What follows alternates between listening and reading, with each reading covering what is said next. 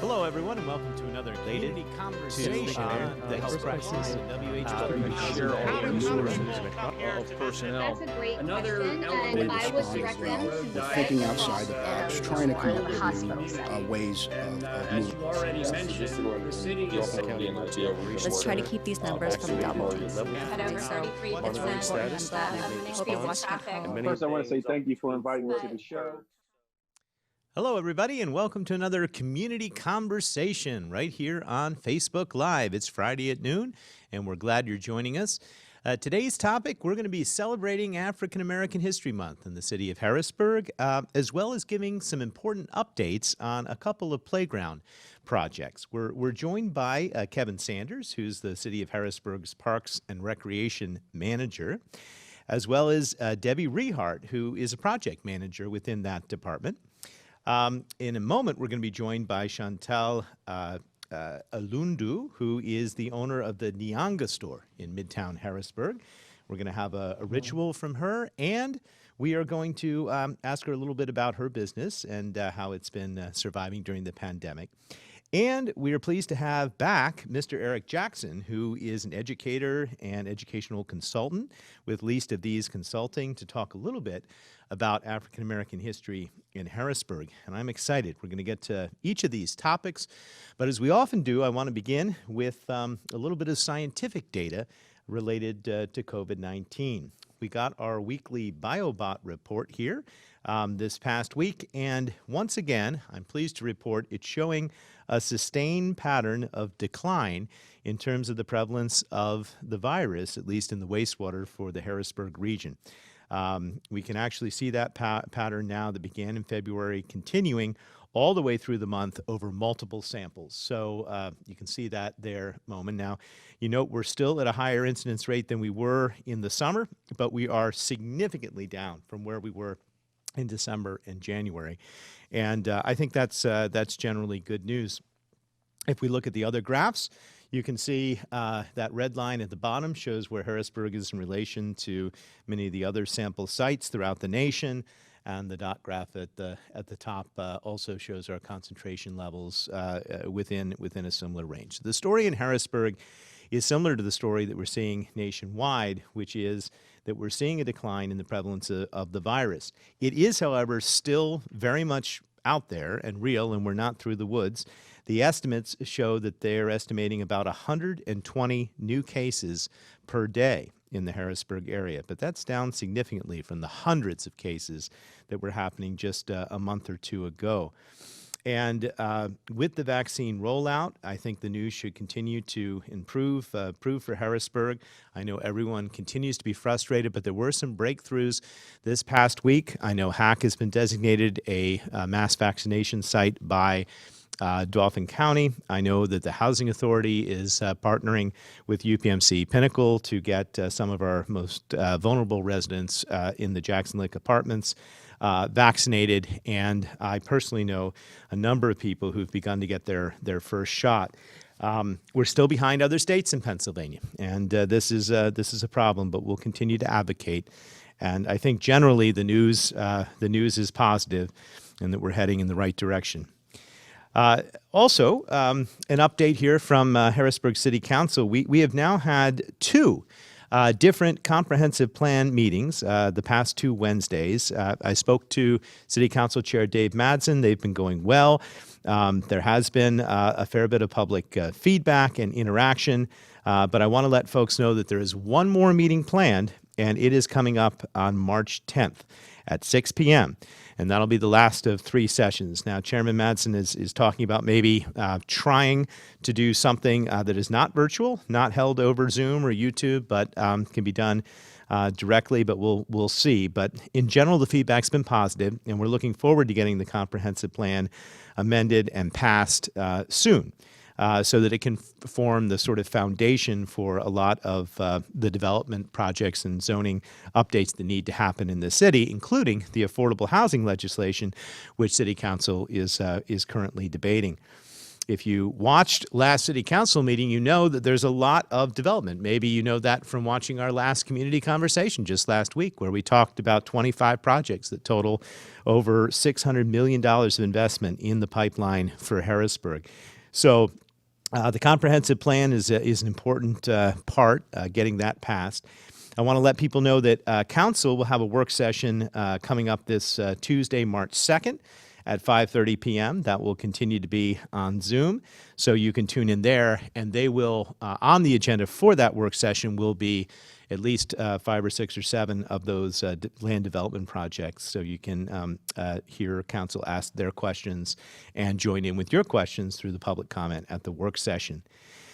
And then a little bit of positive news, and you're going to hear more about this next week when we will feature Ice in the Berg. But Ice in the Berg is coming up March 5th through March 7th. We should note and thank our sponsors, M&T Bank.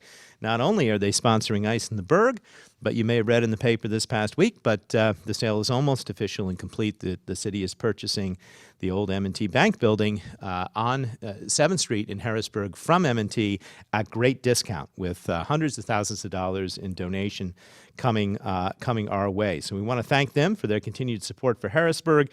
You can learn more about Ice in the Berg by going to harrisburgpa.gov/ice, I think. And there it is. And you can also go to the Facebook page at the City of HBG. So be sure to check those out. We're going to have 55 sculptures. And if you join us next Friday, Momin, I understand we're going to have a sneak peek at some of the sculptures. So that should be fun. Remember, there's a drive-through experience that's going to feature illuminated ice sculptures. There is live ice carving. There are characters and more. Just no fire this year. It's simply Ice in the Berg. Fire will be back when it is safe to get in closer proximity. And another plug for the good work that we do here at the studio, especially since it is African American History Month. We have a special program airing, and it's airing pretty regularly here on Channel 20 that we put together with Lenwood Sloan called Jacob Compton and the Masonic Men of Majesty. It's been airing all this week and will be airing through this weekend as part of Black History Month. So check it out. And Momin, if you can show the camera towards me, I wanted to plug a book. I plugged one last week for African American history. I'm going to plug another one. This book is called 100 Voices, Harrisburg's Historic African American Community, 1580 to 1920. It's a collection of biographical sketches of many of the African-American families that lived in the old 8th Ward, and it really fits nicely with the program Jacob Compton and the Masonic Men of Majesty, as well as the new monument that we have on Walnut Street in Harrisburg. So 100 Voices, available at all bookstores near you. We're going to turn next to Mr. Kevin Sanders, our Parks and Recreation Manager at the City of Harrisburg. And we're going to begin with a discussion of a much anticipated playground project that has been underway really even all winter at 4th and Dauphin. So Kevin, can you start and tell us a little bit about the overview? What is happening at 4th and Dauphin, and what do the folks have to be excited about? Sure, Mayor. So 4th and Dauphin playground project started fall 2020, and we are, I'd say we're about 50, maybe 55% completed. We're going to have new sidewalks at the site, some new ADA accessibility, parking as far as on North 4th Street that will access and enter the park. We'll have a new staircase that's there as well. We'll have a brand new parking lot that's actually located on the Housing Authority's property that will sit above and adjacent to the park itself and above the swing set. We'll have a brand new basketball court, a whole new playground, and a new swing set. And also we have some proud partners with Capital Region Water, Impact Harrisburg, DCD, and DCNR and the Housing Authority. Everybody's been wonderful to work with, and definitely been a team effort to get the project where we are at today. Yeah, thanks for that update. So this is the final playground renovation that was planned a couple years ago, again with DCNR, DCED funding to renovate playgrounds throughout the city of Harrisburg. In some respects, this one was the most complicated. It's large. It's located on a sloped and incline. Oh, good. We've got some pictures of where we are. But tell us, Kevin, what's the current status if people go by 4th and Dauphin? Obviously, the park, is not open currently. But when do we expect it to be opening? This spring, we should be open hopefully by May. That's a pretty pressure timeline that we sort of have established. Could be sooner, but definitely looking at May. We do have some things at the site that need to be addressed inside of where we are with the construction. The parking lot's definitely going to be one of the last things that's done, as well as the basketball court still isn't done. But you will drive by. If you see now, there is some of the equipment is in the park, but it's not safe for children to use. I can see marks that people would walk through it. We still have that walkway that we sort of redid, and that is actually completed, so people are passing through, and they really shouldn't. But overall, the spring of 2021 will be very exciting with this new layout. Yeah, if you hold there a moment, now you're starting to see the new construction. We saw a lot of before pictures there. I think that's important to point that out. And now you're seeing the work in progress, and it's completely transformed. What excites you the most about the new layout, Kevin?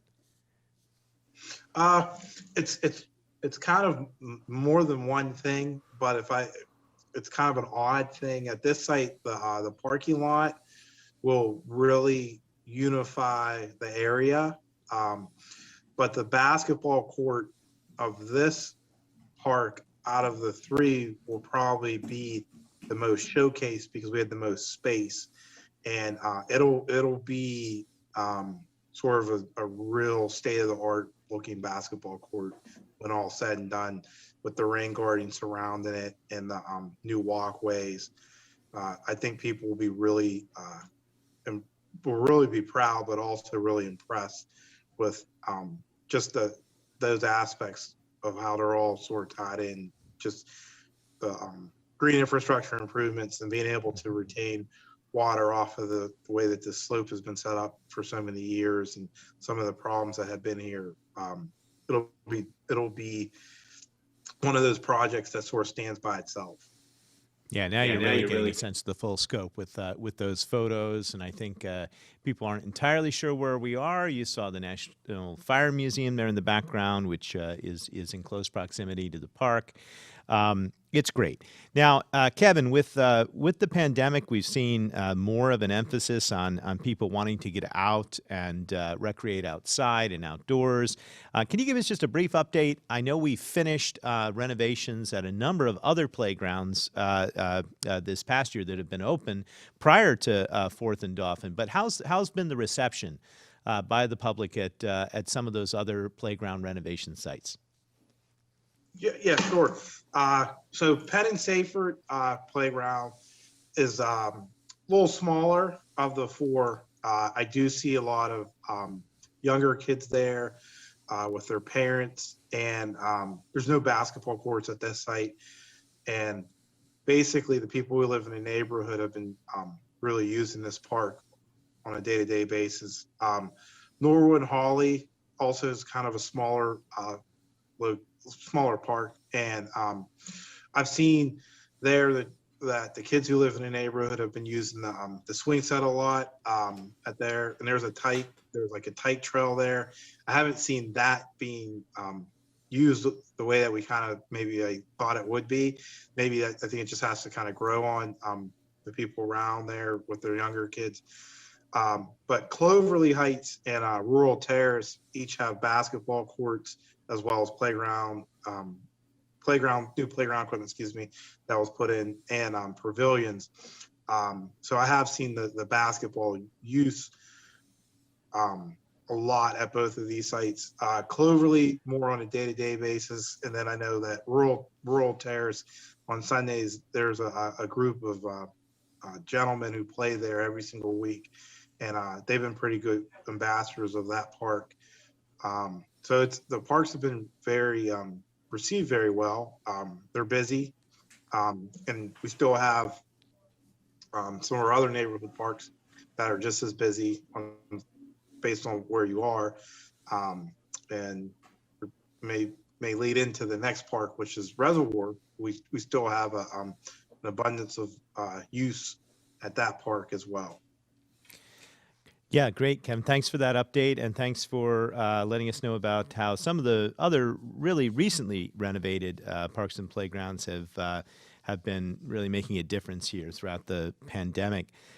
Let's go to Debbie Rehard here. Debbie may be a new face to some of our viewers. She is a project manager that works with Kevin in the Department of Parks and Recreation. And Debbie, we're going to talk a little bit about what is the next playground project for Harrisburg, well into the planning phase, and that is the proposed Chutes and Ladders playground at Reservoir Park. And many people may know that there is an existing playground in this area of Reservoir Park that's utilized, but we're planning something that is really transformative and in keeping with the master plan that we put together for Reservoir Park a few years ago that really wants to provide additional opportunities for play and recreation. So let's talk just a little bit about, give us an overview. What is this proposed Chutes and Ladders playground?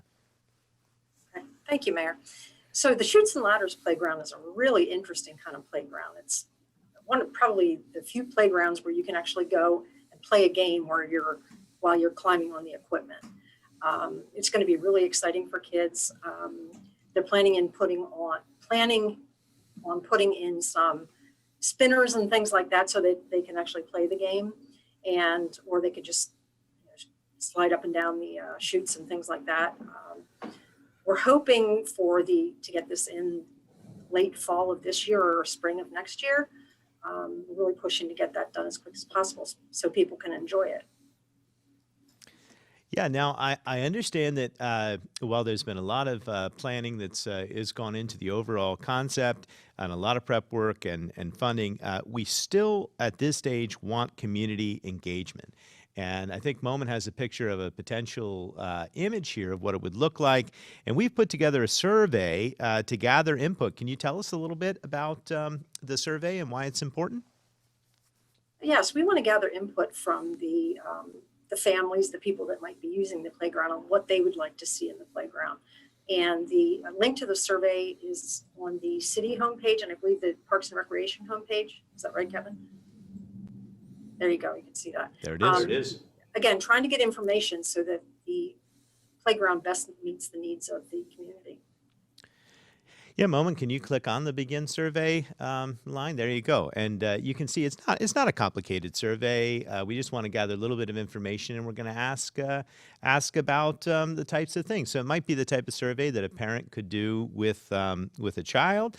Another general notice: we've got a partnership with the Harrisburg School District, and they may be helping us spread the word to all of all those families who are a part of the Harrisburg School District. So there are going to be a lot of ways that this survey is going to be circulated in the coming weeks and time. So please take a moment and let us know, for instance, as Moment is showing there, your favorite slide type.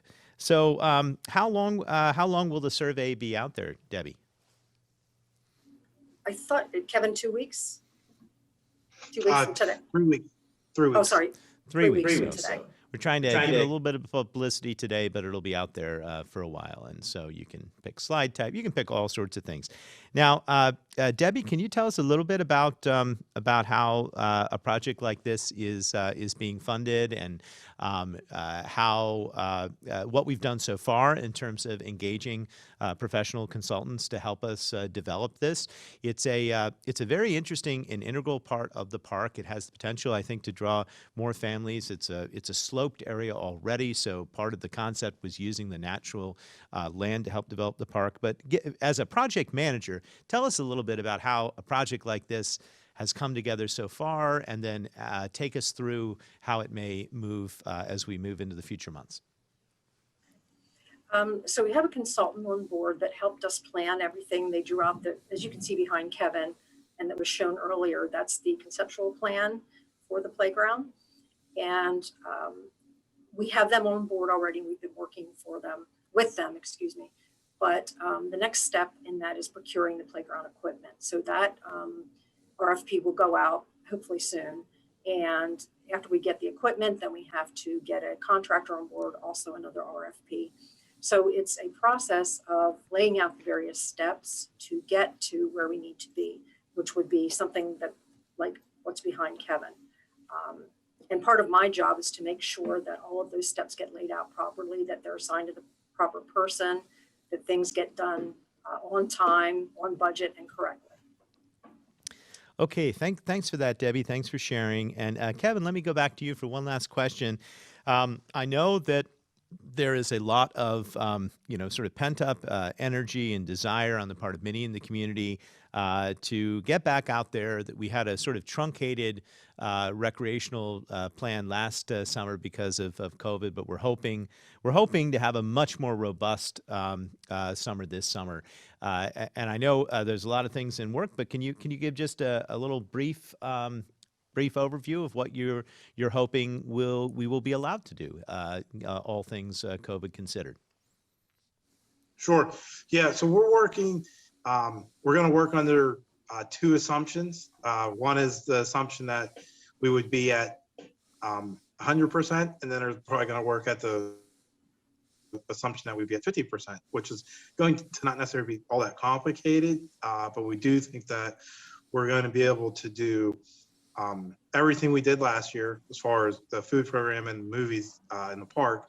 We're going to try to our goal is to still do at least our 6 sites that we've done in the past. But if we have to reduce that, we would go into this 50% sort of like a backup plan.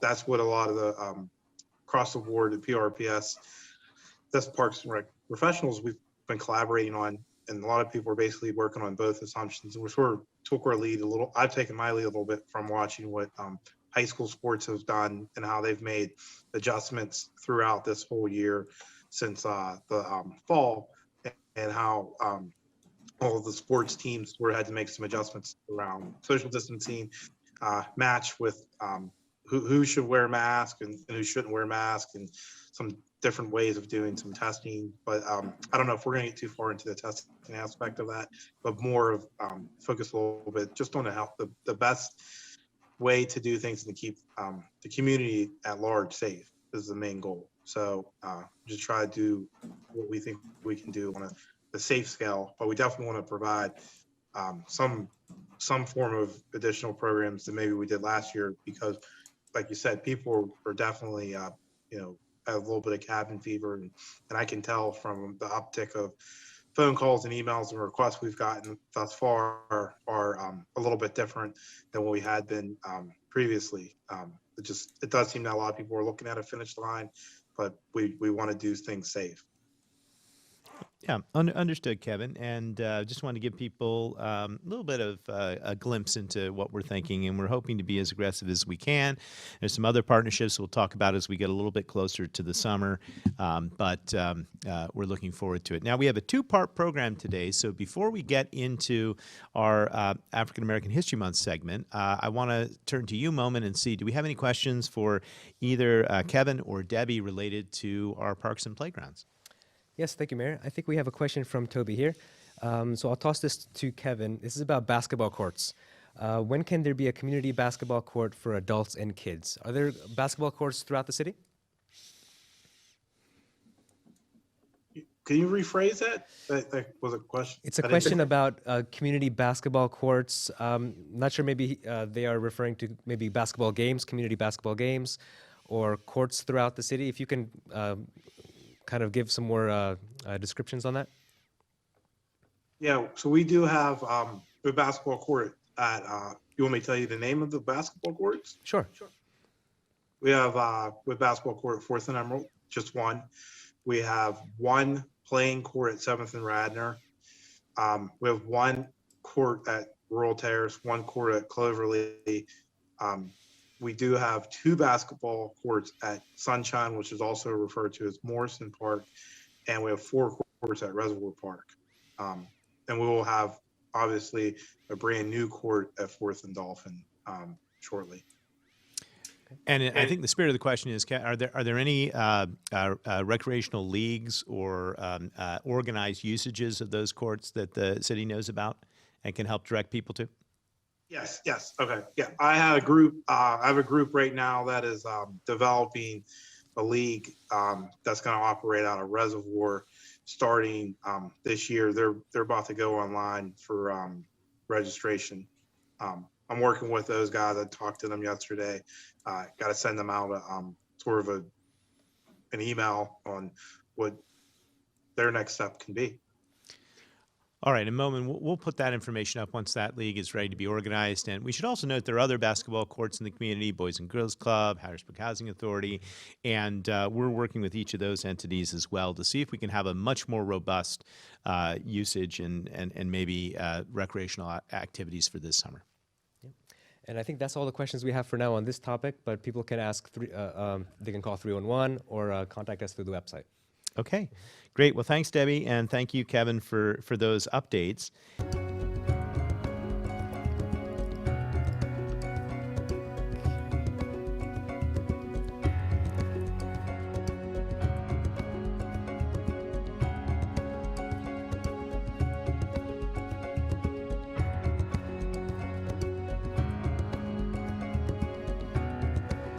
Okay, we're back live, and I wanted to welcome our guests. And Chantal, I understand we're going to start with a ritual here in honor of our ancestors. It's based on the concept of libation.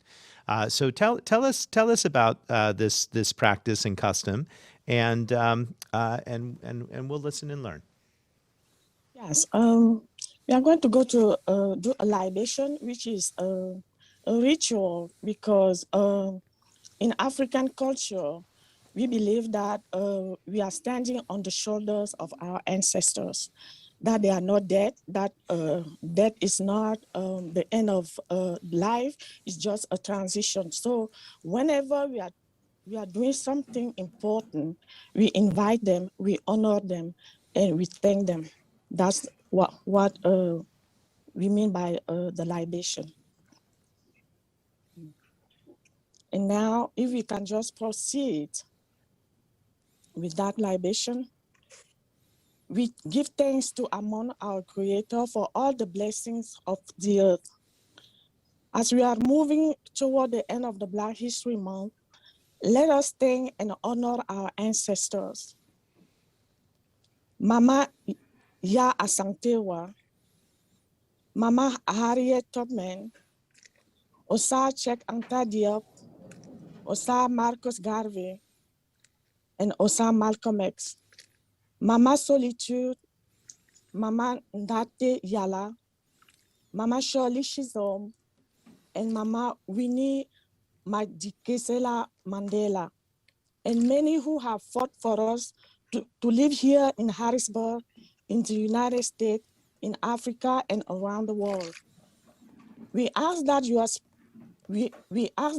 spirit be infused into our every aspect of our daily lives, that we may constantly remember the benefits as well as the obligation of family, community, and nationhood.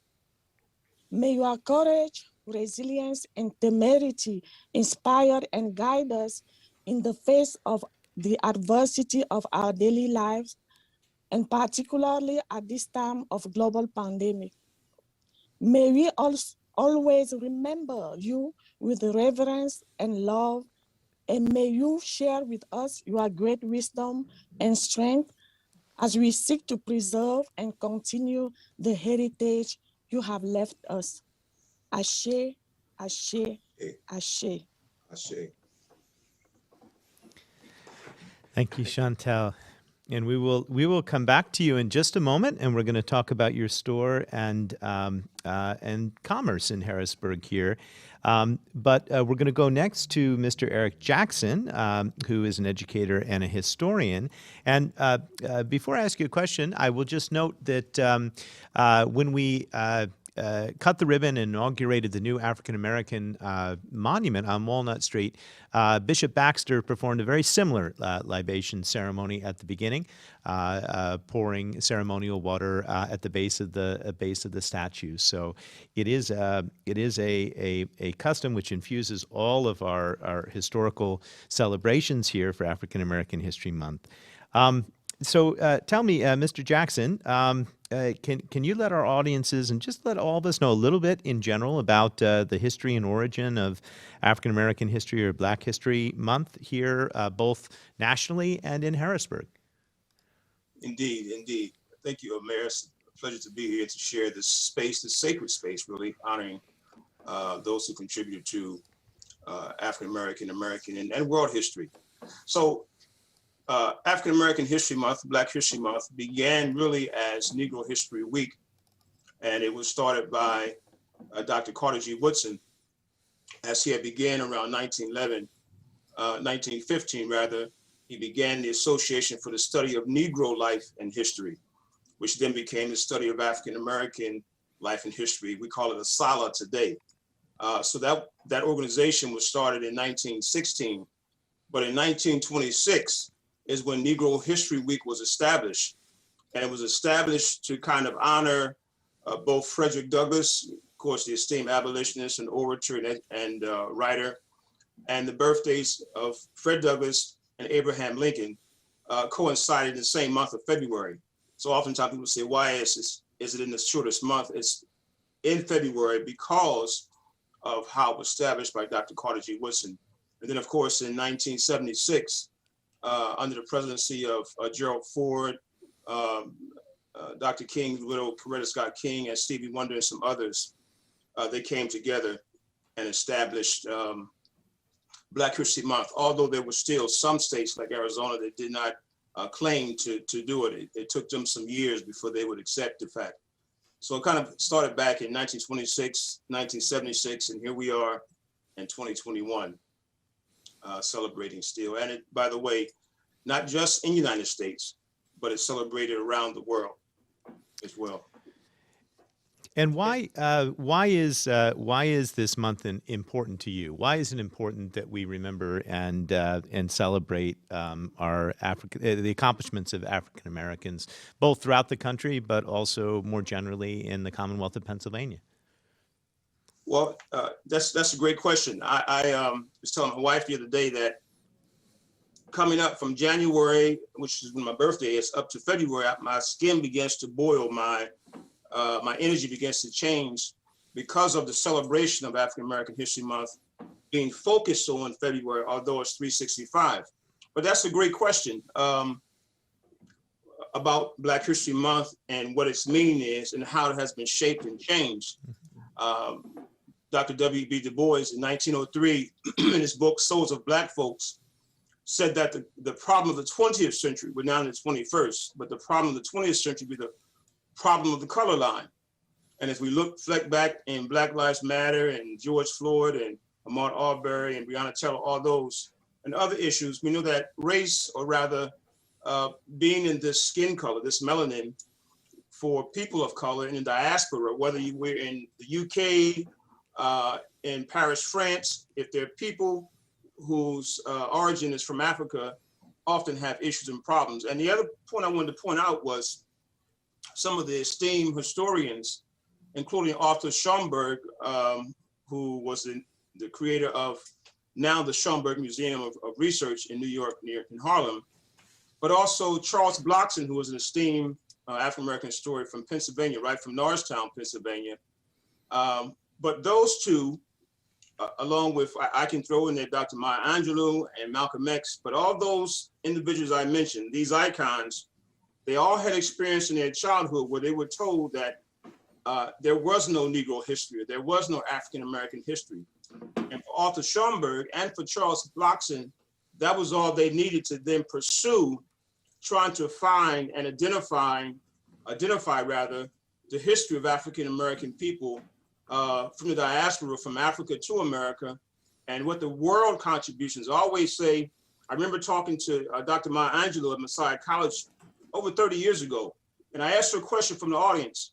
I was teaching African-American studies at the high school, or literature rather, at Harrisburg High School, and she said, well, there should always be African-American literature. It's American literature, but until such time it's embraced and included across the board, and I say K through 12, K through college, that it should be a mandate to teach it in the schools. But she said, until that time, then we have to teach it. And I believe Dr. Carter G. Woodson, one of the terms he used was multiculturalism. But his book, The Miseducation of the Negro, talked about the fact that African Americans and of African descent, including those in the Americas, Arthur Schomburg was actually from Puerto Rico. He had German, Puerto Rican, and African ancestry. And so he called himself and began the term Afro-Borinqueño. So today it just needs to be, again, not just February, but as Sister Chantel has just talked about, honoring our ancestors, and we should be the first partakers and the first teachers of our history right at the kitchen table. As young as they can be, we should begin to teach about who they are and whose they are. Absolutely, and one of the great accomplishments of the past year, I think, has been the establishment of the first monument to African Americans on any Capitol grounds in the country. Something to be very, very proud of here in Harrisburg. A project which the city helped fund, and has been a real partnership with a lot of individuals. But that's an example of a 365-day-a-year attraction, which will bring people to Harrisburg and help teach us about our history. As a teacher, if you're speaking to residents of the city that are watching this and want to highlight some particular stories of Harrisburg's African American history, what would you point to? Well, there are a number of things, and of course the current Camp Curtin YMCA, which is not the original location. I understand that there were a few locations, and one which happened to be in the 8th Ward, which has been celebrated over the past 2 years, particularly with the Commonwealth Project under the leadership of Linwood Sloan. But right there with Camp Curtin Mitchell Memorial Church, that ground next to it celebrates Fort Camp Curtin, which there were a few miles of land space going out to the Farm Show Arena and up, I guess, 230 back around. If you can imagine that all being just dirt and tents. And so that's where many of the U.S. colored troops were raised, particularly as the Confederates were trying to get into Harrisburg area along Sporting Hill. And Thomas Marsh Chester, of course, who was born here in Harrisburg and became a lawyer and, of course, an abolitionist and war correspondent. He pretty much put the troops together to keep the Confederates away. So that's one area. But I wanted to real quickly, I know time is short. I just talked to Harrisburg's own esteemed African-American historian, Caleb Jackson, and he sent me some information about the Golden Mile. And the Golden Mile was a stretch of 6th Street. And he gave me the dates around 1965. There were over 50 businesses. The Goodson's Pool Room, Ford's Atlantic Service Station, F&W Fish House, the Shake Shop, Hamilton Grill. Those last two, Hamilton Grill and the Shake Shop, were 2 restaurants. And Nathan Gatson, not Nate Gatson, but his brother Nathan, who was a writer, he's written 2 literary pieces. The Shake Shop was a stage play, and Hamilton Grill, he created a film series, the detective film series about the Shake Shop. So there are a number of places there. And of course, we know the story of Jacob Compton having been the carriage driver for Simon Cameron, and being able to be a part of Abraham Lincoln, be able to in a clandestine fashion, being whisked away to Washington, D.C. as there was an assassination attempt on his life. But that, the Mulberry Street Bridge, Bethel not Bethel AME, Wesley AME Church, there are a number of sites around town that you can just do a walking tour. And because of the Pennsylvania Marker Project that was started by Charles Blockson, now there are a number of markers in the city, including one of Thomas Morris Chester. There's the ones up at 6 in Camp Street. And so there are a number of artifacts as well as standing buildings where there can be a walking tour that can be conducted. I can see with the city with those that the police stand up on and take tours. Oh, segways. I think you mean Segway. Yes. Yeah. There are some cities that use those to do tours. And so Harrisburg certainly has a very rich history and African-American presence to help build the city, just as Washington, D.C., where was built the capital by the hands of enslaved African-American people. So there's a lot of history here, and it's right here in the libraries to see. Yeah, no, thanks for that overview. And a lot of those markers are recent. We should also note that we just this past year also christened a new historic marker for Jackson Square itself, which prominently features Caleb and that block that you're referring to as part of the Golden Mile. So we have we now have I think a critical mass of historic sites properly noted and memorialized through markers that would prove an excellent tour. So I guess my next question to you, as a former teacher in the Harrisburg School District, are we doing enough to sort of teach our history? Month in and month out, and what can we do to help sort of strengthen the history teaching specifically of African American history in the city of Harrisburg? Well, I would start by using the word systemic, and it has to happen in a systemic way. The early 90s, around 1990, 91, 92, Dr. Asa Hilliard, who was a full professor of history, Egyptologist, educator at Georgia State University in Athens, Georgia, he would come to 333, Department of Education, and he would, every spring, he would give a workshop for superintendents, teachers, administrators, and I would take 3 of my personal days for those 3 years to go and hear him. And he was trying to get it into the schools K through 12 along with some others. And you may remember Mr. Mel Duncan, who worked for FEA, but also was part of the Harrisburg School Board. And he had introduced the baseline essays, which was written by Dr. Asa Hilliard and some colleagues. And that pretty much was a curriculum already established that he was trying to push into the district. And then we had Jawaza Kunjufu, who wrote The Conspiracy Against Black Boys, and some other books, and some others who came through. So it has to be intentional. That's the term I'm looking for. And so in October, I sent out an email to a mass of people, educators, all of the administrators in this school district, even Stilton and Susquehanna and Central Dauphin. And it was a suggestion that we should begin to collaborate and work on a project to get African-American studies in schools, K through 12, all subjects. Every curriculum should include it, and there's certainly a plethora of material to have that done. And so it has to be an intentional effort done for this to happen. And it's not just the benefit of African-American people. It's like William Cullen Bryant, that Dr. King used to use this quote, "Truth crushed to the earth will rise again." Eventually it will come out in terms of the beginnings of different things. And so I'm looking forward to being a part of that effort, and I hope if there are some administrators in Messiah College and Dickinson, whoever is looking, maybe listening, is to include that. And we can begin right here in the city of Harrisburg, but it has to be intentional and it has to be systemic and for the benefit of everybody.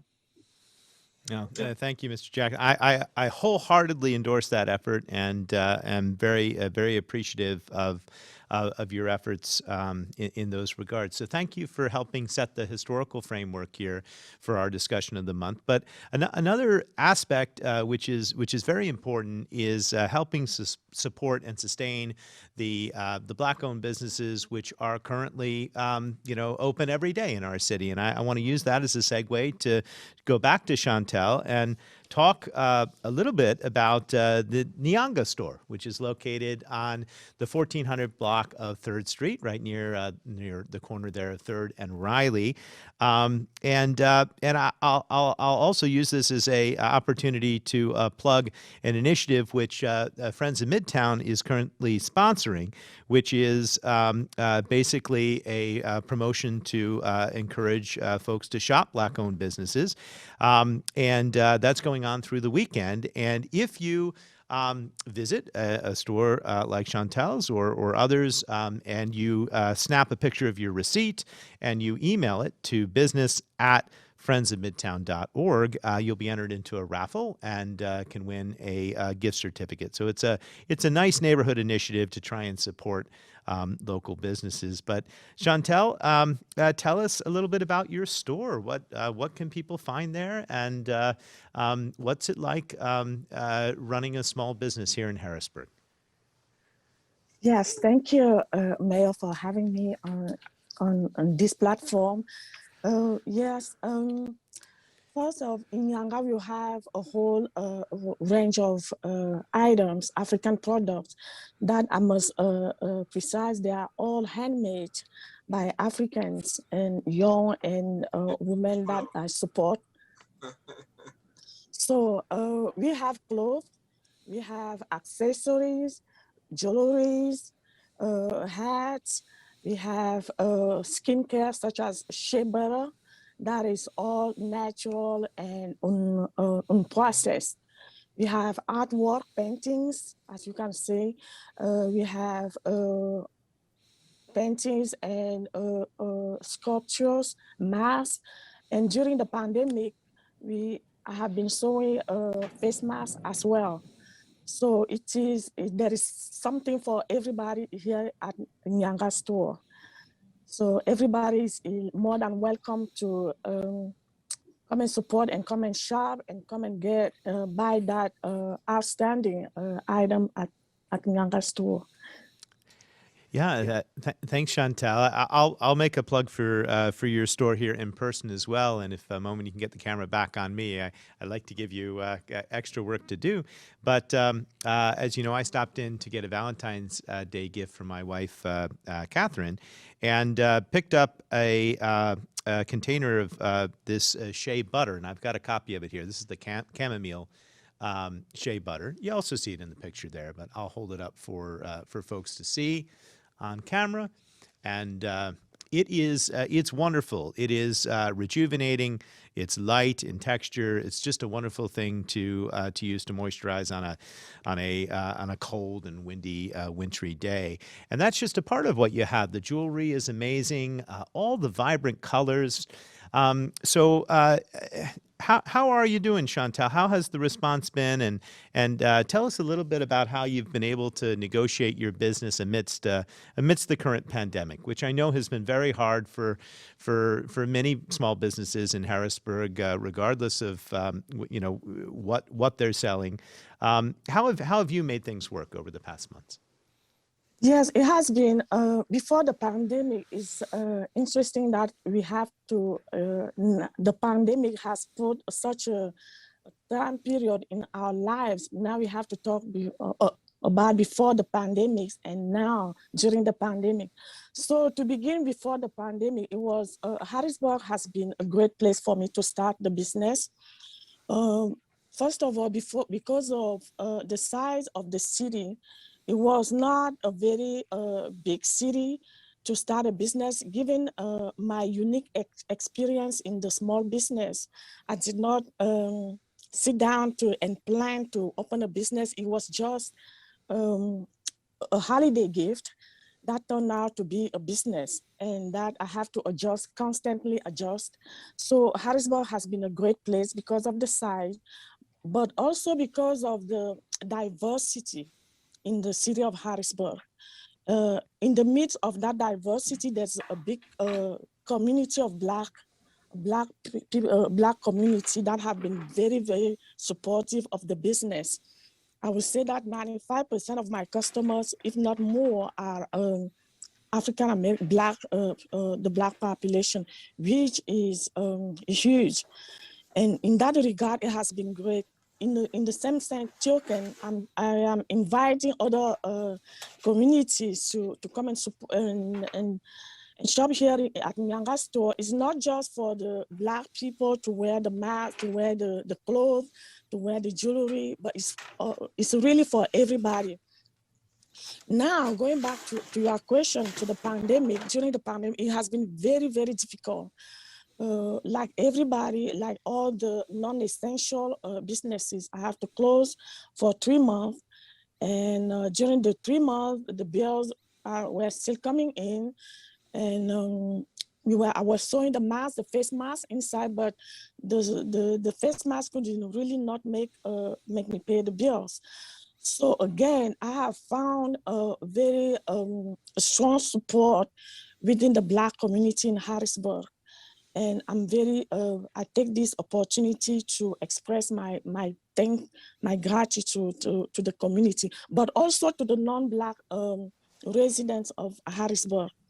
So, and as we are moving forward during this pandemic, I hope that things will be, the city and the society will be open again to be able to live normally, like live a normal life and dress to go to work. And now, especially for the shop like my Nyanga, with people, most of the residents of Harrisburg and those coming out of the city, working from home, there's no celebration such as weddings or anniversary. Everything is virtual. So there's no need for people to come and shop for clothes, for jewelry. So it has been really, really difficult on the small house, on Nyanga store. Sure, and I'm very hopeful in the future. Yep, I think we're going to make it through this, and I just wanted you to tell your story in part because it is so important that we support our small businesses here in the city, especially as we work our way out of the pandemic and back to some sense of normalcy. You're the backbone of our city, and we've got to provide you with support. Again, we're in the 1400 block of North 3rd Street. Last time I was in, Chantel, I picked up a copy of a newspaper, and it was called Black Wall Street, and it had a nice article on your store and featuring it. This seems like a new initiative. Can you tell me a little bit about Black Wall Street and how it's attempting to, put the focus on Black-owned businesses? Yes. Sure, Mayor. So the newspaper, I'm involved in it in the sense of being a Black business owner. So we support the Black Wall Street support. Try to put a spotlight on local Black businesses. So there is a young lady who and the family who write that article, and we have it in all our on the Black businesses to have it on Harrisburg residents' hands. And so that everybody, not only for Black people, but for all the Harrisburg residents, can be aware of what is being done by Black people, Black businesses opening, and to support, and also to encourage other people, minority, especially Black people, to open new businesses. So that we can continue to support one another and to be entrepreneurs. Yes.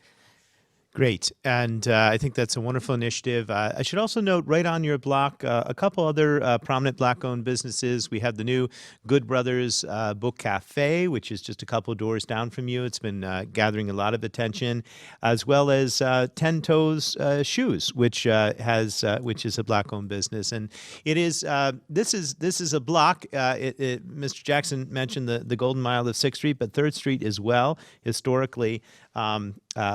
Filled with small businesses, many of them providing opportunities for Black ownership, and it's alive and well in Harrisburg, and it should be celebrated. Before we get to questions, Chantel, is there anything else you'd like to let people know about your store? And if so, let us know maybe how. Tell us your hours. I think Moment has that up on the screen as you speak. We've been trying to, I've been trying to adjust the hours. With the pandemic, I had to change the hours to shorten them. So the current hours are Wednesday and Thursday from 11 a.m. to 5 p.m. And then Friday and Saturday, the store is open from 11 a.m. to 6 p.m. And I will probably change those hours moving forward, and during the warmer season, time of the year in spring and summer, and also depending on how the pandemic will be controlled now with the vaccine and everything. So those are the current hours for now. Well, thank you. Moment, I'm going to turn it over to you. Do you have questions about African American history in Harrisburg or about the current business climate? I think we just have one comment. Okay. That I can share here. This is from Deborah. She's giving a message of support to Mr. Jackson's comments. She says, African American education in school and supported at home is so important, and African American history is for everyone. So. Good. Well, that's a great note to end on. I want to thank you both, Mr. Jackson and Chantel, for being here and telling us about your stories and helping enrich our understanding of African American History Month, but also to recognize that this is an intrinsic part of our culture 365 days a year. And there are businesses like Chantel's, which are making a difference every day. And I hope we will support them. So with that, we say thank you. Thank you for watching yet another community conversation right here on Facebook Live. I'm Mayor Eric Papenfuss, and until next time, I hope everyone stays safe and get out this weekend and frequent some Black-owned businesses like Chantel's in honor of the final days of February and African American History Month. Thanks for watching.